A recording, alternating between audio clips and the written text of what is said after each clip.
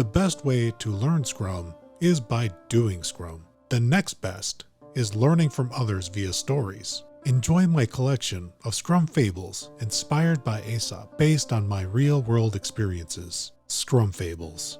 The PM and the APM. An experienced project manager, busy running from one meeting to another on a large construction project in search of status updates for an owner's meeting, came across an assistant project manager studying the Scrum Guide. The APM moved a post-it note across a small whiteboard full of other colorful notes. That attracted the attention of the project manager to pause and linger in the office doorway. The PM never noticed the board had 4 columns, and one labeled Doing had only a single note. That column was wide enough for a single note too. The PM blurted out, "You'll never get good at just one thing at a time. Multitasking is a skill," with a tone of superiority. "You won't get promoted making post-its. I juggle lots of priorities and don't waste time planning."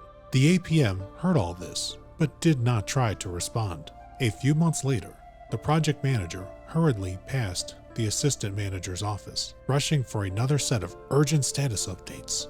Stopped at the now empty office, wondering how the assistant manager's trades never had pressing issues or late change orders. The project manager thought this must have been a factor in why their company promoted this assistant manager. The newly promoted project manager also represented the company at a large trade show, giving a talk on the power of planning that the busy project manager couldn't attend due to being overbooked in meetings.